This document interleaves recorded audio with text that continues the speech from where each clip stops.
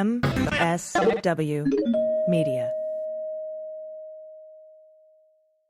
News with swearing. Daily beans, daily beans. Daily beans, daily beans. Hello, and welcome to the Daily Beans for Monday, October 27th, 2025. Today, the New York Times reveals the $130 million Pentagon donor is the heir to the Mellon banking fortune. The U.S. is sending an aircraft carrier to waters off South America. Trump has announced he will send election monitors to California and New Jersey. We all saw this coming. New York and California will fund Planned Parenthood in their respective states after the Trump cuts. The Trump administration plans to deport Kilmar Abrego Garcia to Liberia. Letitia James has pled not guilty to mortgage fraud and has filed motions to dismiss the charges against her. Don Jr.'s startup drone company just won a huge no-bid Army contract. Judge Ellis in Chicago has ordered Kristi Noem to produce Gregory Bovino to testify about why he defied her court order. And a left-leaning independent woman has won the Irish presidential election. I'm Allison Gill. And I'm Dana Goldberg. Hello, happy Monday, my friend. Happy Monday to you. Welcome back and welcome to me back. Thanks for covering me. I had fun covering you. We're a whole happy family. I want to not apologize because I had no control over this. Chicago sold out in about 40 hours. And so I know there was a lot of people that wanted to get tickets that didn't get a chance to. There is still a very small chance we might add a second show. So please stay tuned on the podcast for that. I haven't heard back from the theater to know if it's even available. But I just want to let you know, and if not, I will be back in Chicago soonish. So just have no fear. I'm sorry if you didn't get tickets, but a thank you to those who did and did quickly. We're going to have a wonderful night on November 14th. But just keep an ear out. I promise I'll let you know as soon as possible whether that's going to be a yay or a nay. By the way, Martin Sheen, what the fuck, AG? Kept that under wraps a little bit, right? I'd love to see this. I mean, I just watched his son's documentary, by the way, and it's mind-blowing the fact that kid is still alive.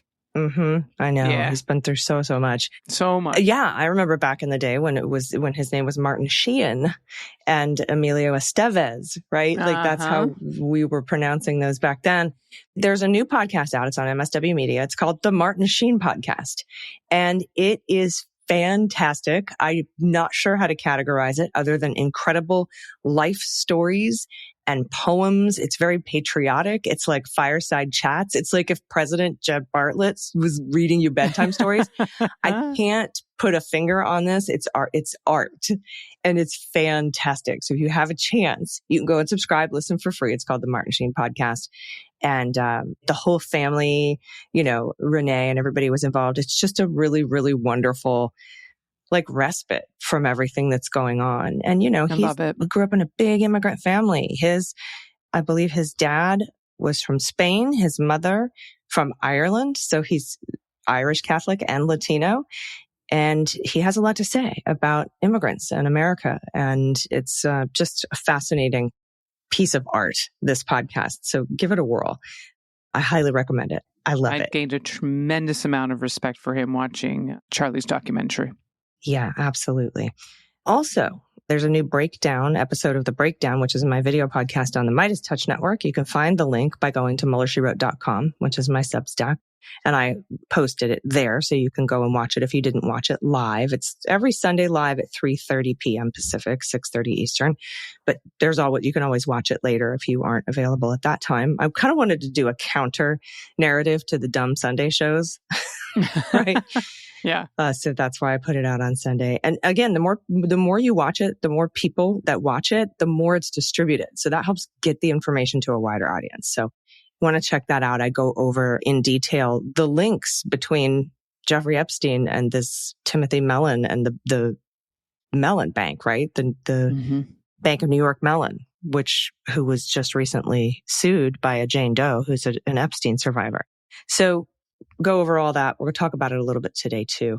Also, there's a new episode of Unjustified out that came out on Sunday as well. So check that out. So a couple of things that we're not going to get too far into, but I saw happen over the weekend was when Bessent was on some cable show and was talking about how he too is a soybean farmer and, going on rough times. He's a soybean farmer landlord, everybody. He's worth $500 million. What? It reminds me of our, Help a Billionaire Foundation. What? I see this commercial with billionaires in kennels and Sarah McLachlan is playing. And they're like, please, for $130 million from an anonymous financier, you too can help a billionaire. I'm just like, oh my God. Poor billionaire, Scott Bessent. Also, Trump, did you see somebody leaked that he's been saying that he's also the Speaker of the House and the president? Yeah. Mm-hmm. And that Mike Johnson's basically a cuck that does whatever he says. Which is true. I think we've all known it, but now we have it on a hot mic. Jeez. Oh, anyway. Man, what a mess. I'm really hoping they start to eat their own soon. I really hope at some point people have just had enough, but I don't know if they can anymore. Bongino, I don't know if you saw him. He looks like he's been rode hard and put away wet. I don't even know if that's a proper statement to say, but the guy looks rough and they can't fire him because he knows where the bodies are buried. So they either pay him out to stay or he disappears. He's not in a good space. That's Bongino you're talking about? Yeah. Yeah. Just talking about these people that are supposed to be loyal, but man. Remember they brought in a FBI deputy director from Missouri, a guy named Bailey, to help out Bongino because he's just, I don't know, he's coming apart at this. Who knew? Who could have seen it coming? Yeah, right. All of us. Yeah, just bizarre and also extremely expected. And then, of course, Donald Trump is on Truth Social today telling, don't ever take Tylenol. Don't give Tylenol to children. Everyone stop doing Tylenol. And your vaccines, you have to do them this way. He's just completely gone off the deep end. I swear to God, he's about to launch Trump aspirin or something. Oh, probably. I call it aspirin because I just want to say the memes off Trump aspirin. Yeah. Spelled ASSPIRN. Or in the birdcage, what are you giving him? It's aspirin with the A and the S scraped off it. Purine tablets. Oh, Genius. I need my Purine tablets. Yeah. What are you giving him? Don't worry. It's just the aspirin with the A and the S scraped off. I cannot wear shoes. I will fall down. They make me fall down. Hank Azaria. I don't mean to laugh, Miss Armand, but you look so funny in a wig. I literally just rewatched The Birdcage last week on a flight. It's one of the best fucking movies. Oh my God. Well, when the schmecken beckons. It's just so good. All right, everybody, we have so much news to get to today, so we're going to do some quick hits. And to make a long story short, too late. All right, first up, Letitia James, New York Attorney General. She was arraigned on Friday. She pled not guilty to both counts. There's a hearing on her motion to dismiss on vindictive and selective prosecution grounds scheduled for December 5th. Her trial is scheduled for January 25th. She's requested a speedy trial. And she's filed a motion challenging the legitimacy of Lindsay Halligan's appointment as U.S. Attorney, which has something else that's Jim Comey did that as well. And because no judge in the District of Virginia, Eastern District, can hear that case, they've sent it out to South Carolina. So the judge in Letitia James's case has sent it to the same judge in South Carolina. Oh, interesting. That's considering Comey's motion to dismiss his charges based on the inappropriate appointment or unlawful appointment of Lindsay Halligan. And that judge, a Clinton appointee, is going to be deciding this week whether he's going to consolidate Letitia James and James Comey's case together on this and decide them both at the same time or whether he'll hear them separately. Okay. So that is all going on. We're covering those cases in a lot of detail on the Unjustified podcast. There's a new episode out right now, so you can check that out. All right, thanks. And in a brief court filing, a lawyer for the Justice Department said that Mr. Abrego Garcia, who was brought back to face criminal charges and is now being held by immigration officials, he could be removed to Liberia as soon as October 31st. But that plan, it could be delayed, even derailed, if his lawyers mount a challenge to this latest effort to expel him, and I'm sure they're going to. They'd suggested Eswatini, Ghana, and Uganda as well, by the way, and told him they'd send him to Costa Rica if he pled guilty. None of those are his home, by the way. His lawyers on both. He said, send me to Costa Rica. That would be great. And then they're like, no, only if you plead guilty. Yeah. His lawyers on both fronts are fighting to get him released on the grounds that the government is punishing him for exercising his right to object. And that's exactly what's happening because they have fucked this up from the day one. Yes, they really, really have. This is kind of cool. Judge Ellis, she's the judge in Chicago that issued that restraining order that prevented ICE from using like riot tactics on protesters and members of clergy after that guy got hit with the pepper ball. And journalists that are covering the protest, they can't do any of that, detain them or anything unless there is a probable cause that they're actually committing a crime. Of course, DHS spokeswoman Tricia McLaughlin says, they were throwing stuff. She always they rammed our cars. And that always turns out to be a lie, which is why Judge Ellis also issued an order that they have to wear body-worn cameras, right? And they're like, well, we can't because it's government shutdown. She's like, look, this isn't a suggestion. It's not up for discussion. It's an order. You have to wear body-worn cameras.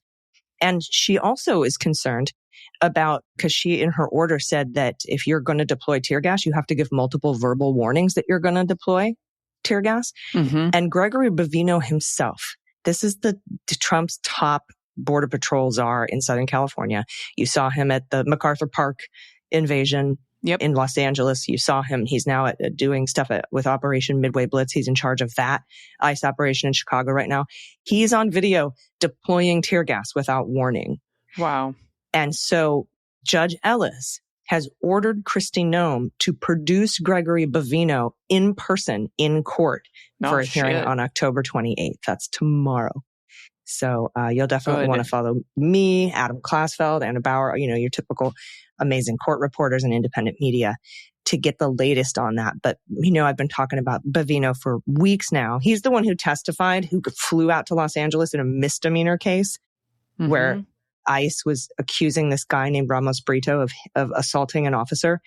And Bovino got on the stand and just lied to everybody and said, I saw him do it. And then the public defender for this guy, Ramos Brito, produced a video showing that it was actually the ICE officer that assaulted him. And it took the jury less than an hour to acquit that guy. He just fucking lied right on the stand. So he's going to have to be in Judge Ellis's courtroom this week, and I'm here for it. That's fantastic. This next story is just gross. Nepotism, it's just gross. A Florida-based drone manufacturer that is linked to Don Jr. just received its largest ever contract to supply parts to the Pentagon. This is from the Financial Times. Unusual Machines is what it's called. I'm surprised it's not called Coke Drones. I mean, that would be Coke Drones. Don Jr.'s company, just called Coke Drones. It's a company that builds and sells drones. This company was said that the U.S. Army had contracted it to make 3,500 drone motors, among other parts, and the Pentagon indicated that it would order an additional 20,000 components in 2026. This family is making so much money. Unbelievable. CEO Alan Evans said that he believed it was the largest order the company had ever received from the U.S. government, but he did not disclose the value of the contract. The Defense Department appears to have stopped posting daily contract notices since the government shutdown began on October 1st. Yeah, funny that. I used to be able to look up these contracts myself, and now I can't. There's so many of them happening right now, and they're just bearing them. It's like that electric company that was given the contract to rebuild the grid in Puerto Rico. Remember? And it was like two guys that have never done anything like this before. It's so shady. Yeah. Next up from the Associated Press, the U.S. military is sending an aircraft carrier to the waters off South America, according to the Pentagon, and the latest escalation of military firepower in the region, where the Trump administration has unleashed more rapid strikes in recent days against boats. And I'm not going to read what this article says because these are fishermen boats. Yeah. These are not drug carrying. And the thing is that we don't know because there was no due process. They just murdered everybody on the boat. And then to avoid having their boat strikes questioned in court, they released two of the people who survived one of the more recent boat strikes. So Kegseth ordered the Gerald Ford, the USS Ford, and its whole strike group to deploy to the U.S. Southern Command region to, quote, bolster U.S. capacity to detect, monitor, and disrupt illicit actors and activities that compromise the safety and prosperity of the United States. So I saw something that said they've killed 43 civilians in these attacks. Yeah, pretty much. Not knowing whether or not they are actually, we have no proof. And Trump is just like, I guess we're just going to kill people. That's it. And that's the lack of due process. That's why this is murder. Yeah. I did see something that some of these hardline Republicans, this specific situation is where their cracks are starting. So good. Well, I hope they continue. True. Yeah, yep. I saw Rand Paul, like, what the fuck, and it's like, well, look, eye doctor. Thanks for speaking up. But he's like, so many Republicans are against this and behind closed doors. And I'm like, you got to start fucking naming names. Yeah, no I'm shit. Tired of all these people are telling me. Tell me who. Tell me who is saying that. Get on the record, please. What the fuck are you doing? Ugh. Anyway, bunch of cowards. Just cowards. Yep. All right. We got hot notes to get to, and then, of course, we'll get to the good news, but we have to take a quick break. Everybody stick around. We'll be right back. After these messages, we'll be right back. Hey, everybody. My cats are my chaos gremlins. One of them recently tried to sit on top of the toaster while I was making breakfast. I adore them. I want them to be healthy, even if they make questionable choices. And Smalls gives me real ingredients I can actually recognize. No mystery pellets, just fresh, human-grade nutrition that helps with digestion and keeps them energized for more toaster adventures. So give your cat an early holiday gift by checking out our sponsor, Smalls. Smalls cat food is protein-packed recipes made from preservative-free ingredients, and it's delivered right to your door. For a limited time, get 60% off your first order plus free shipping when you head to smalls.com/dailybeans. Starting with Smalls is easy. I got this amazing variety box, put them all in the freezer. Night before, I pull them out and defrost them in the fridge. And then in the morning, all of my cats are off to the races to their food bowls. I dump in the stuff, whether it's the bird or the pig or the cow. They love it. They absolutely love it. Put a little broth in there, broth for cats. They go bananas over this stuff, and it's nutritious. It helps keep them healthy. I can tell the difference in their coat and their energy. It's incredible. So I put their old food next to Smalls, and they went for Smalls like it was the best thing they ever tasted. So since switching over, like I said, their energy's balanced out. They no longer crash in the middle of the day. Super soft fur. Also, hairballs have gotten a lot more rare since they've started Smalls. You can even try it risk-free, because you get a full refund if your cat doesn't love it. So there's no risk here. So what are you waiting for? Give your cat the food they deserve. For a limited time, because you listen to the Daily Beans, you get 60% off your first order. 60% off plus free shipping when you head to smalls.com/dailybeans. One last time, that's 60% off your first order plus free shipping when you head to smalls.com/dailybeans. You'll be glad you did. Everybody, welcome back. It's time for the hot notes. Hot notes. All right, first up from the Times, buckle up. Timothy Mellon, a reclusive billionaire and major financial backer of President Trump, is the anonymous private donor who gave $130 million to the U.S. government to help pay troops during the shutdown. Whatever. Help pay the troops? My ass. Okay, that's not from the New York Times. That is from me. Mm-hmm. Mr. Trump announced the donation on Thursday night, but declined to name the person, calling him a patriot and a patron and a friend and a gentleman. But the two people who spoke on the condition of anonymity, because the donation is private, identified him as Mr. Mellon. So they told on him. Shortly after departing from Washington on Friday, Trump again declined to identify Mellon while talking to reporters aboard Air Force One. He only said the individual was a great American citizen and a substantial man. Okay, weird. Quote, he doesn't want publicity, Trump said, as he headed to Malaysia. He'd prefer his name not be mentioned, which is unusual in the world I come from. And in all the world of politics, you want your name mentioned. Methinks the lady doth protest too much. Mm-hmm. He sure does want to remain anonymous. That's him. I don't know. He wants to remain anonymous. Mr. Mellon is the wealthy banking heir, railroad magnate, longtime backer of Trump. He gave tens of millions of dollars to groups supporting his campaign. Last year, he made a $50 million donation to a super PAC supporting Trump, which was one of the largest single contributions ever disclosed. What does he want in return? I'll tell you in a second. A grandson of former Treasury Secretary Andrew Mellon, Tim Mellon was not a prominent Republican donor until Trump was elected. But in recent years, he's poured hundreds of millions of dollars into supporting Trump and the Republican Party. Mellon, who lives primarily in Wyoming, keeps a low profile despite his prolific political spending.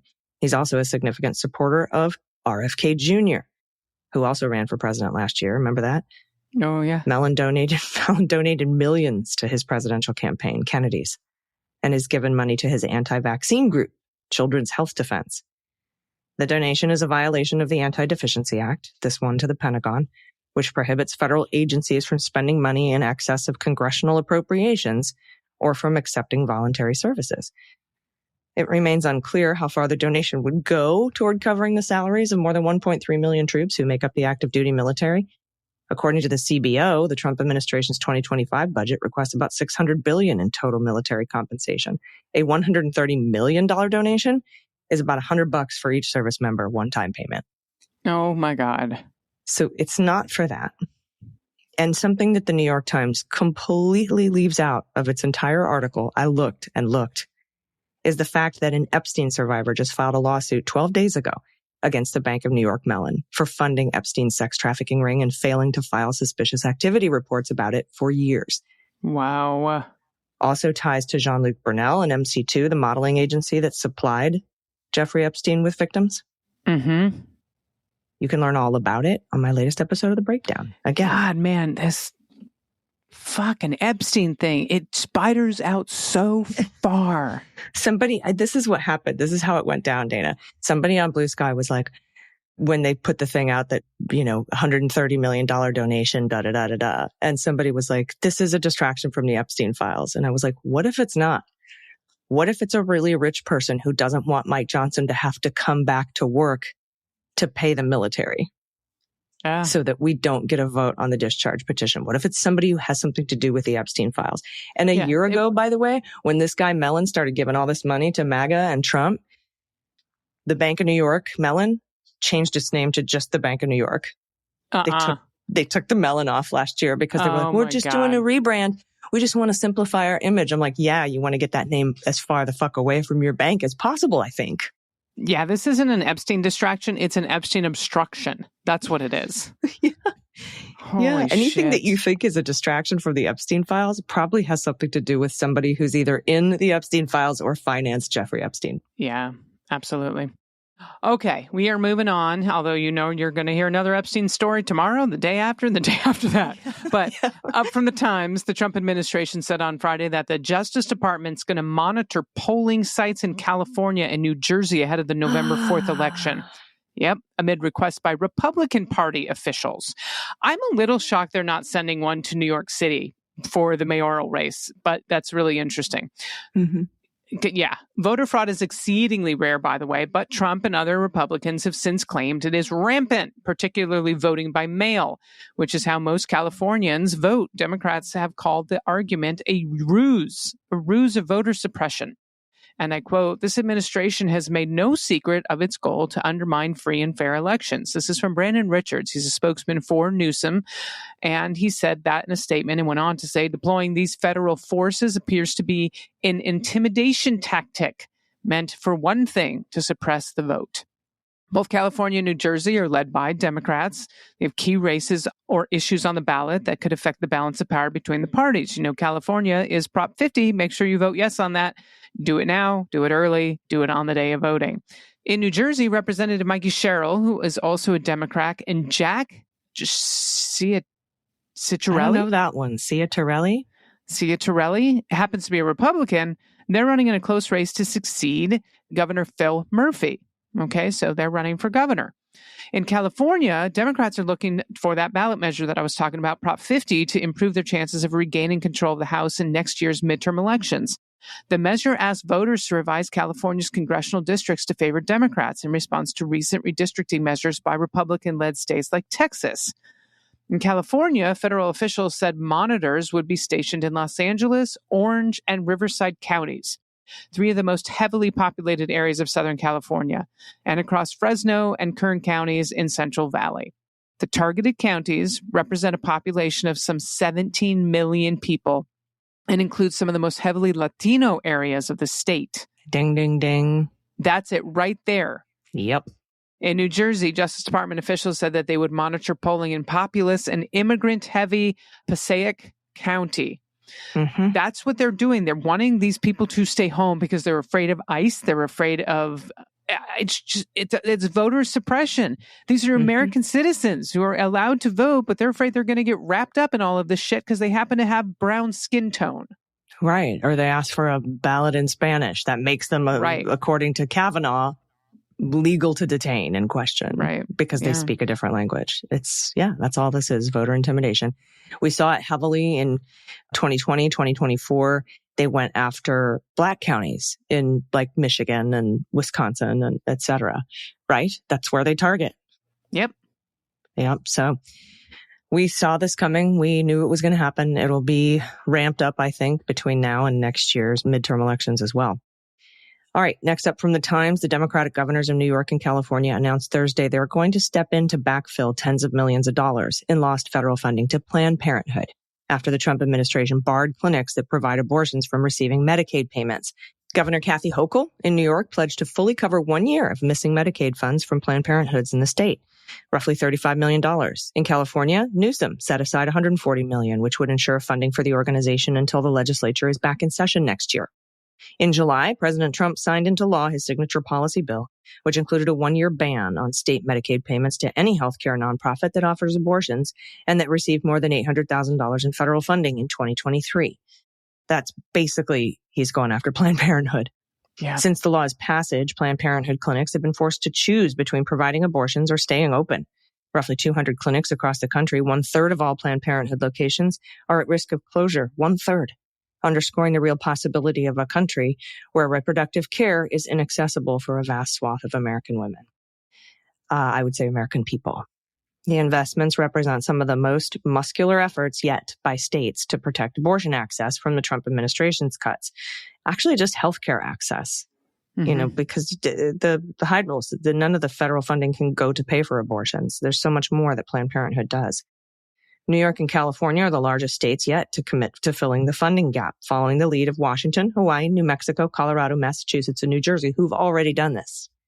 So Hochul and Newsom have joined those states to help fill the gap in the funding. Yeah. Thanks so much, Allison. This one's from the Associated Press. Left-wing independent Catherine Connolly, who secured the backing of Ireland's left-leaning parties, including Sinn Féin, has won the country's presidential election in a landslide victory against her center-right rival. Isn't this the third female president Ireland has elected, by the way? Yeah, I think so. I'm not as up on my Ireland politics as I should be. Yeah, I have a friend that lives there, and I know she's very happy with her legislature. Official results showed strong voter support for Connolly as president, a largely ceremonial role in Ireland. She won 63% of first preference votes once spoiled votes were excluded, compared to 29% of her rival Heather Humphreys of the center-right party, Fine Gael. And someone send in a correction for that one if I said that wrong. Fine Gael. Connolly, 68, said Saturday evening at Dublin Castle that she would champion diversity and be a voice for peace, and one that, quote, builds on our policy of neutrality. I would be an inclusive president for all of you, and I regard it as an absolute honor. Humphreys conceded she had lost earlier Saturday before vote counting had finished. Connolly, well, look at that. People just conceding the vote without actually challenging. What? I know. Connolly, a former barrister, I almost said barista. Maybe. You don't know what she did. Connolly, a former barrister who has served as a lawmaker since 2016, has been outspoken in criticizing Israel over the war in Gaza. She has also warned against the European Union's growing militarization following Russia's full-scale invasion of Ukraine. And thank you for saying that instead of the war. Ireland has a tradition of military neutrality, but her critics have said she risks alienating the country's allies. Connolly's going to succeed Michael Higgins, who had been president since 2011. Maybe I'm wrong on that stat then. Having served the maximum 2 7-year terms, she will be Ireland's 10th president. I was not wrong. And 3rd female to hold the post. There you go. There you go. The politician has garnered the backing of a range of left-leaning parties, including Sinn Féin, the Labour Party, and the Social Democrats. Irish presidents represent the country on the world stage, hosting visiting heads of state, and they play an important constitutional role, but they don't have the executive powers such as shaping laws or policies. Nonetheless, parties on the left celebrated the results as a significant shift in Irish politics. This is a quote, "We have seen a real appetite for the change that Catherine represents." This is from the Labour Party leader, Ivana Basic. She said, "We believe this really does mean a new sort of politics is possible, that we can now realize the ambition that I talked about a year ago, the real prospect of a center-left-led government after the next general election." Others, including musician Bob Geldof, I'm sure he's very well known, from the Boomtown Rats, and former mixed martial arts champion Conor McGregor, who I have mixed feelings about, had indicated they wished them to run for president but failed to receive enough backing for a nomination. I don't have to say mixed feelings. Conor McGregor, from what I understand, is a wife beater, so I don't He's a giant piece of shit. He's a giant piece of shit. So Yeah. glad that they didn't get enough backing. Well done, Ireland. Well done. Bob Geldof, though, that's interesting. Boomtown Rats. And it's appropriate. It's Monday. All right, everybody, we're going to be right back with the good news. You don't want to miss it today. And if you have some good news, send it to us. dailybeanspod.com. Click on contact. We'll be right back after this message. Tell me why I don't like Mondays. Tell me why I don't like Mondays. Overpaying for wireless is so last year. It's time to get with the times and jump to Mint Mobile.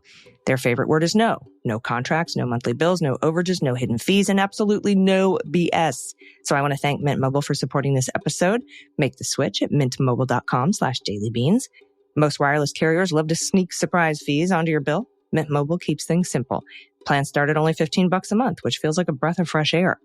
You'll still get high-speed data and unlimited talk and text on the nation's largest 5G network. Plus, you can keep the phone you already love, along with all your contacts and current numbers. It's an easy way to switch. It saves real money every month. A producer here decided to see if Mint Mobile actually worked, so he pulled out an old unlocked Android from a drawer to test it out. He got a SIM card. It arrived within a couple of days. Setup was fast and simple, and now he has 2 phone numbers. He has a second phone number. And that's amazing to be able to have that second line for just such a low price. So if you're ready to say yes to saying no, make the switch at mintmobile.com/dailybeans. That's mintmobile.com/dailybeans. Upfront payment of $45 required, equivalent to $15 a month. Limited time new customer offer, first 3 months only. Speeds may slow above 35 gigabytes on the unlimited plan. Taxes and fees extras. See Mint Mobile for details. Everybody, welcome back. It's time for the good news. Who likes good news, everyone? Then good news, everyone.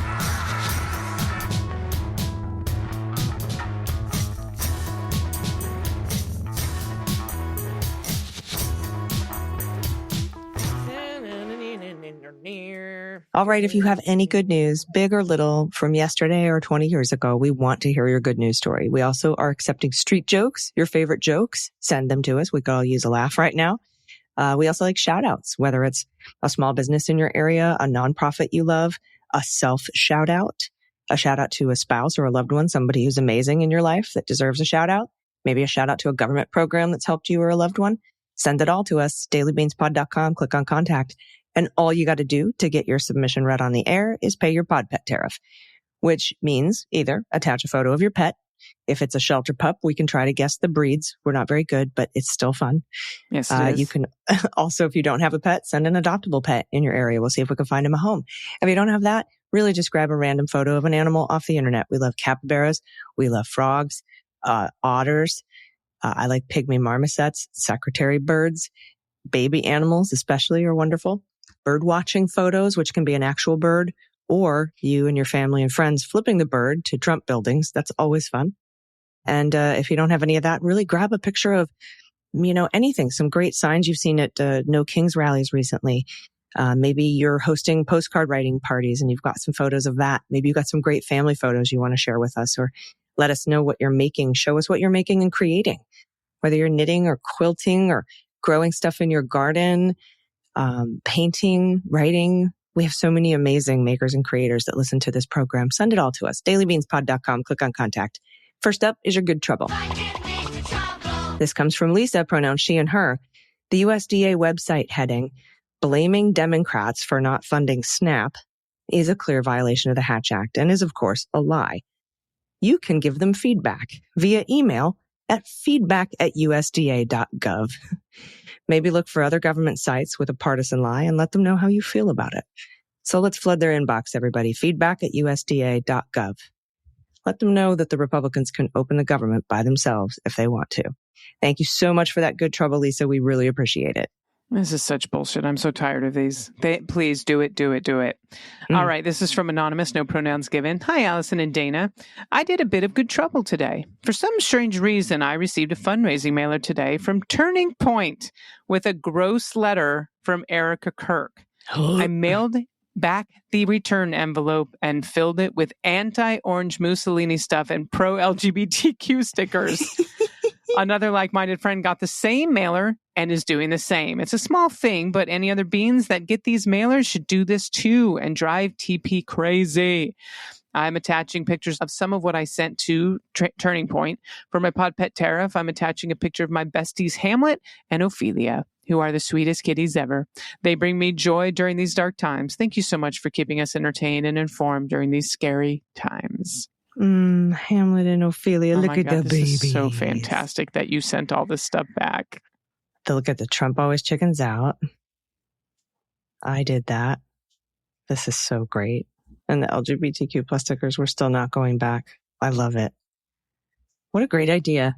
What a good little good trouble. Doesn't it make you feel good too? Like when you do a good trouble, something little like this, how you feel is like 10 times the energy that it took to do it. Yeah. I don't know. It's hard to explain. Comes back to you in multitudes. All right. Next up from Anonymous, pronoun she and her. I finished. I had a week of vacation, but finally got this completed. It was one of the hardest puzzles I've ever done. A yawning kitty is my pod pet tariff. Look at the kitty. Given a yawn. That puzzle, she did it. Look, it's the one. It's the blue wave. Amazing. Look at that. Amazing, she did it. amazing, remember amazing. she just, yes, I do. She hadn't even finished the outline of it the last time she sent it in. Yep, incredible. And I'm going to grab the next one too from Anonymous. I just took this picture. The owner tried to chide me from a nearby park bench, and I just walked away, choosing not to do the same to him. It's a bird watching photo of a Cybertruck. They're just so ugly. Ugh.